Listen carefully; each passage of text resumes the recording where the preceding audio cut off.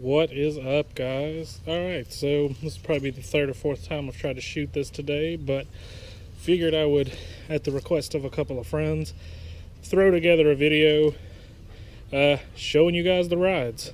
So these are my two rides right now, my two daily drivers.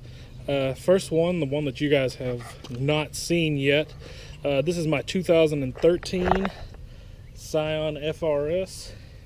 You will have to excuse some of the dirt and stuff on the sides. I washed this and the bike this afternoon, only to take this a little bit ago to grab some dinner and find out that they had done some tree chopping and yard mowing up the street, so just kind of picked up some stuff.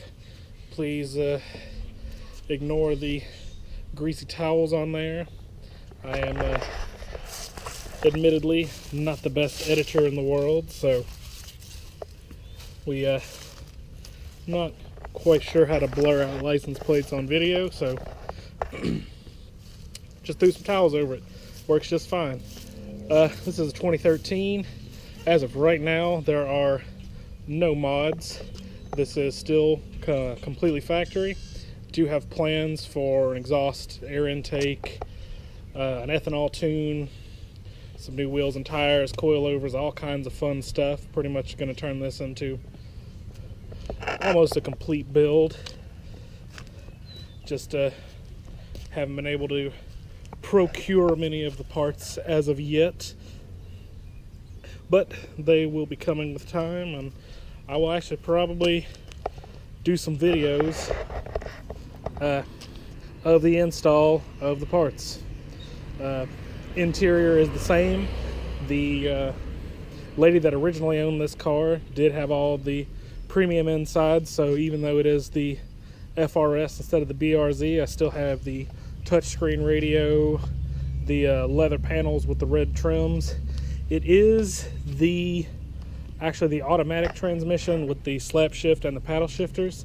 I was dead set on getting the manual transmission until I drove this one, and this is the first paddle shift style car that I have driven that I actually really enjoyed. Keep in mind, I have not driven any of the GTRs or anything that have those, so just kind of some lower end cars with the paddle shifting that I wasn't too impressed with, but this one is actually kind of nice. So I got a good deal on it and had that and was like, you know what, yeah, I can live with that. But anyway, now on to the one that you guys have seen, at least from the, I guess, the driver's perspective. This is my 2015 Kawasaki Ninja 650. Bought this bike brand new, I guess, about a year ago now, close to a year ago. It was, it's a 15. It was, about summer 2016. So being brand new, the bike had 1 mile on it when I bought it. They gave me a great deal on it just because, well, move out the old inventory, grab some new. And if we're being honest, I like this look for the Ninja 650 a lot better than I like the 2017s. Once again, we do have the fancy top-notch towel work over the license plate. 2 mods on this thus far, if you can even call them that. Right now we are running the exact same Pro Grip tank pad that everyone and their grandmother is running. And then the only other thing that I have done to this thus far is going to be the windscreen up here. We have swapped out the stock Kawasaki for the zero gravity double bubble in the dark smoke. I liked that tinted out, almost blacked out look to it. Over the Kawasaki one, this one does sit a little higher as far as the actual screen itself. It is bowed out so that it's a little bit more room for your helmet should you decide to tuck in. And even in the lowest position, which for those of you that aren't aware, the Ninja 650s do have adjustable windscreens. You can actually take the screen off, and then the 2 mounts can raise to one of 3 positions.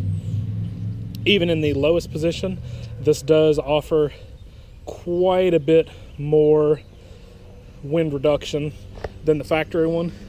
even at highway speeds on the interstate, doing about 75, 80. I haven't had any issues with it.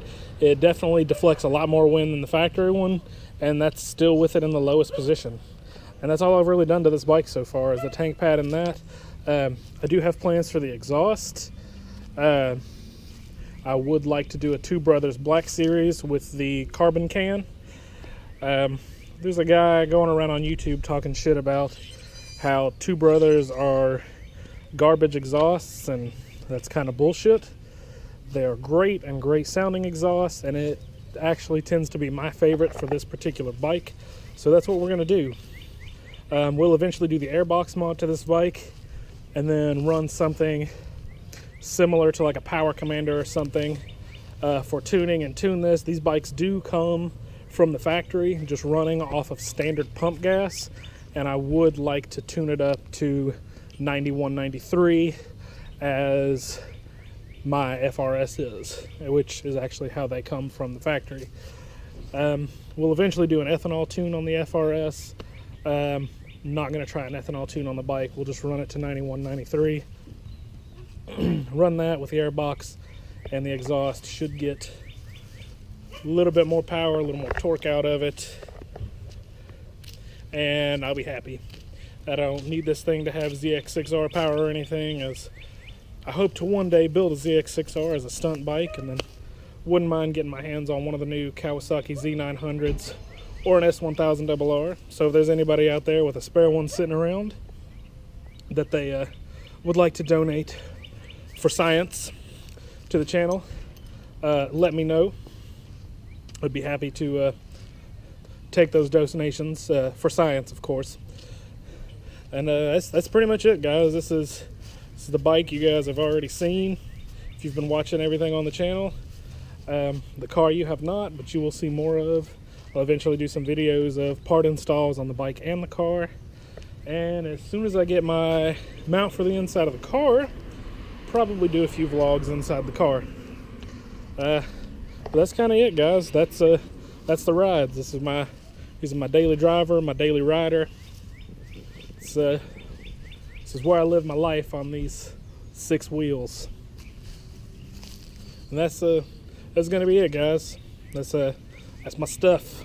Catch you guys in the next one.